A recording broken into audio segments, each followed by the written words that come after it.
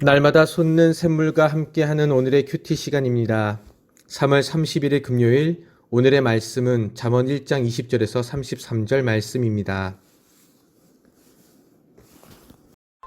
지혜가 길거리에서 부르며 광장에서 소리를 높이며 시끄러운 길목에서 소리를 지르며 성문 어귀와 성중에서 그 소리를 발하여 이르되, 너희 어리석은 자들은 어리석음을 좋아하며 거만한 자들은 거만을 기뻐하며 미련한 자들은 지식을 미워하니 어느 때까지 하겠느냐. 나의 책망을 듣고 돌이키라. 보라, 내가 나의 영을 너희에게 부어주며 내 말을 너희에게 보이리라.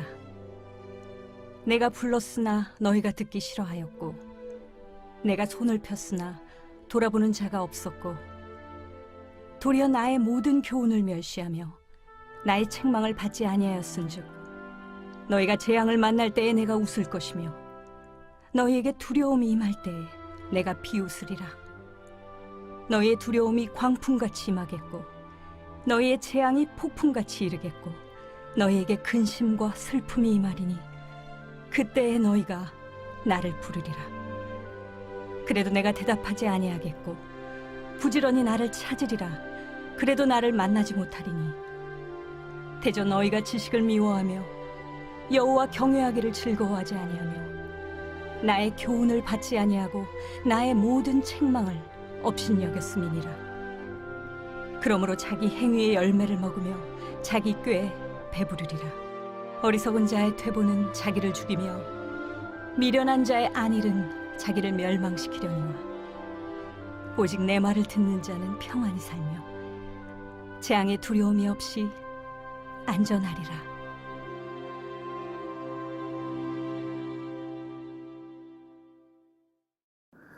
오늘의 말씀은 지혜에 주목하라고 촉구하는 말씀입니다. 솔로몬은 사단의 유혹에 귀 기울이는 것, 그리고 그 길로 가는 것이 얼마나 위험한가를 알려준 후에 여기서는 하나님의 부르심을 경청하지 않는 것이 얼마나 위험한가를 말하여 주고 있습니다. 하나님께서는 무엇을 통해서 우리를 부르시는가? 바로 지혜를 통해서입니다. 본문 20절에 지혜는 길거리에서 부른다라고 합니다. 이 단어는 복수로 되어 있는데 그 이유는 하나님에게는 무한한 지혜와 각종 지혜가 있기 때문입니다. 척척 박사를 아십니까? 무엇이든지 묻는 대로 척척 대답해내는 사람, 그 사람이 척척 박사입니다. 그러나 실제 박사를 보면 어느 한 분야의 특정 지역 지식이 뛰어난 것을 알 수 있습니다. 연세대에서 교수를 하고 있는 친구가 있는데 그 친구의 전공은 일본어입니다. 프랑스 말을 물어보면 전혀 모릅니다. 또한 물리학을 배웠고 양자역학 분야로 박사를 딴 친구는 일상의 삶에서 보통의 사람들보다 무지한 모습을 보입니다. 그러나 하나님께서는 사람들에게 온갖 지혜로 말씀하십니다. 인간의 총명은 지식입니다. 하나님의 계시는 지혜입니다. 지혜의 훈계와 법은 모두 지혜 그 자체와 같이 지혜롭습니다. 하나님은 기록된 말씀을 통해서 선지자를 통해서 말씀의 사자들을 통해서 자기의 마음, 그 뜻을 드러내십니다.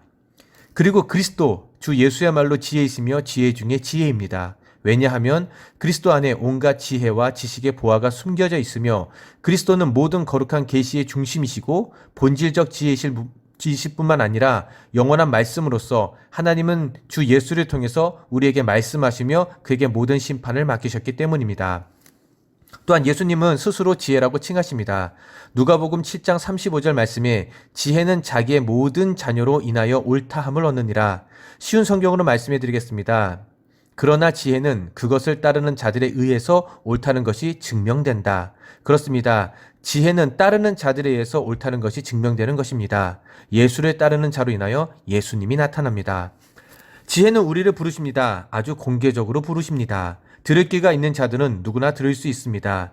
지혜의 원칙을 길거리에서 반포합니다. 높은 분들이 있는 궁정에서만이 아니고 보통 사람들이 오가는 성문 어귀와 성중에서 지혜를 반포합니다. 누구나 들을 수 있도록 말입니다.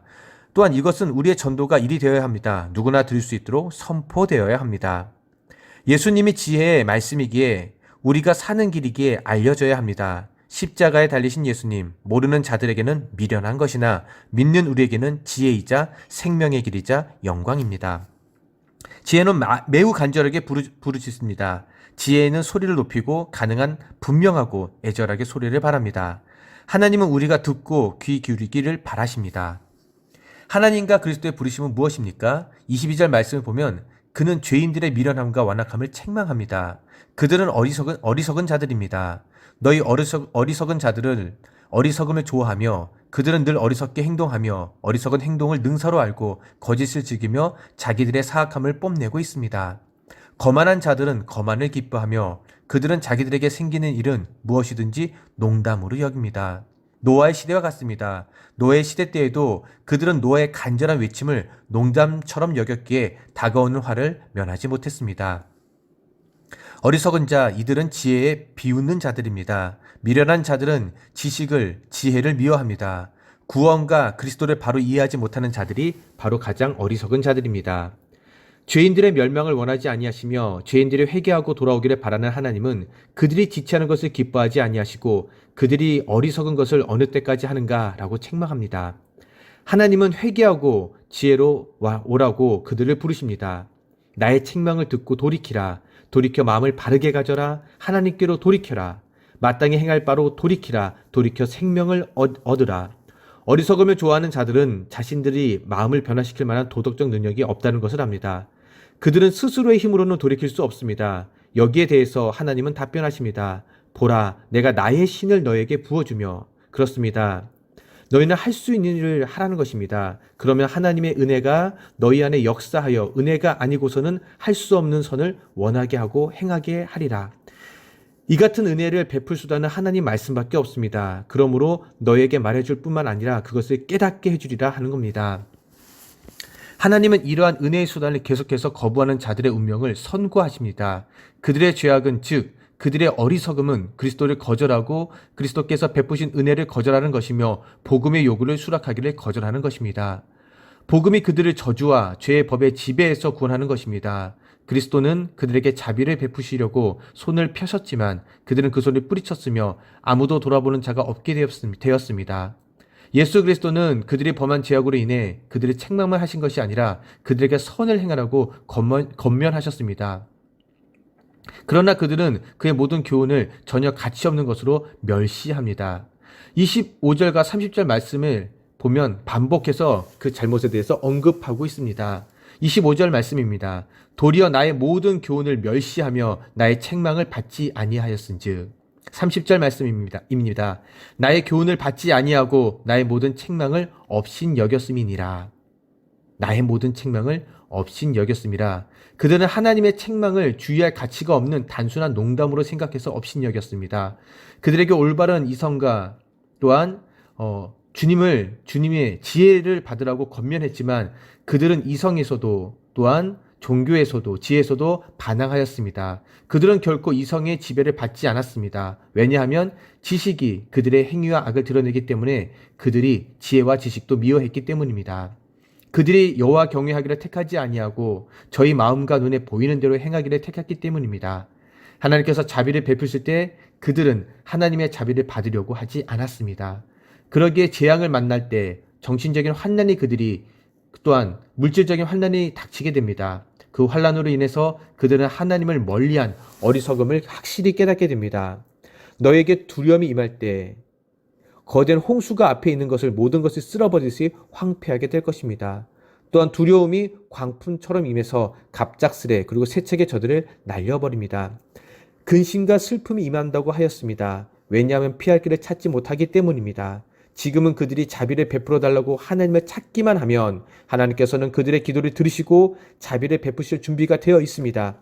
하지만 그때에는 문이 닫힐 것이며 그들의 외침은 소용없는 소리가 되어질 것입니다. 28절 말씀입니다. 그때 너희가 나를 부르리라. 그래도 내가 대답하지 아니하겠고 부지런히 나를 찾으리라. 그래도 나를 만나지 못하리니. 불러도 대답하지 않고 찾아도 만나지 않으신다는 겁니다. 이유가 무엇입니까? 30절 말씀에 나옵니다. 나의 교훈을 받지 아니하고 나의 모든 책망을 없인 여겼음이니라. 교훈을 받지 아니하고 책망을 없인 여겼기 때문입니다. 31절 말씀입니다. 그러므로 자기 행위의 열매를 먹으며 자기 꾀에 배부르리라.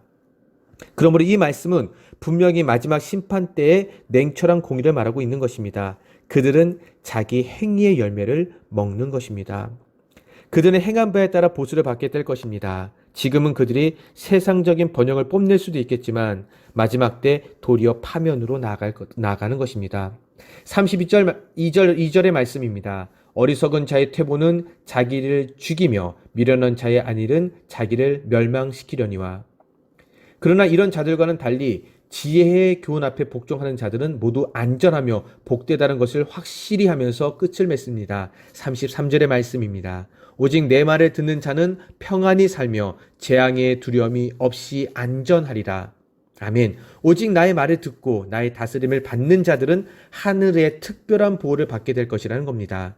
그러기에 어느 것도 그를 해하지 못할 것이고 그는 위험에 대한 두려움을 느끼지 못할 것이며 재앙으로부터 안전하다는 겁니다. 지혜는 하나님의 말씀을 듣는 것, 생명의 말씀인 예수님을 믿는 것입니다. 사망을 이기신 예수님을 믿기에 죽음과 재앙 앞에서도 평안함을 누리게 되는 것입니다. 어리석은 자의 열매, 어리석은 자는 자기의 행위의 열매를 먹고 자기 꾀에 배부르게 될 것입니다. 인간은 자존적인 존재가 아니라 하나님의 인도와 보호를 받아야 할 존재입니다. 그러나 어리석은 자들은 하나님을 배격하고 자기 힘과 자신의 꾀만 의지하다가 결국 자기 행위의 결과에 직면하고 멸망으로 나아갑니다. 자기 꾀에 빠지기에 하나님의 은총을 기대할 수가 없게 되는 것입니다. 믿는 자의 열매는 무엇입니까? 평안히 살며 재앙의 두려움이 없이 안전하다는 것입니다. 우리 모든 안천교회 성도님들이 지혜의 말씀을 들음으로 두려움 없는 평안을 누리시기를 축원합니다. 이제 마음의 소원을 가지고 드리는 개인 기도 제목과 속한 공동체, 한국교회 그리고 세계 열방을 위하여 기도하는 시간을 가지기 바랍니다. 함께 주기도문 하심으로 오늘의 예배를 마칩니다. 하늘에 계신 우리 아버지, 아버지의 이름을 거룩하게 하시며 아버지의 나라가 오게 하시며 아버지의 뜻이 하늘에서와 같이 땅에서도 이루어지게 하소서. 오늘 우리에게 일용할 양식을 주시고 우리가 우리에게 잘못한 사람을 용서하여 준 것 같이 우리 죄를 용서하여 주시고 우리를 시험에 빠지지 않게 하시고 악에서 구하소서. 나라와 권능과 영광이 영원히 아버지의 것입니다. 아멘.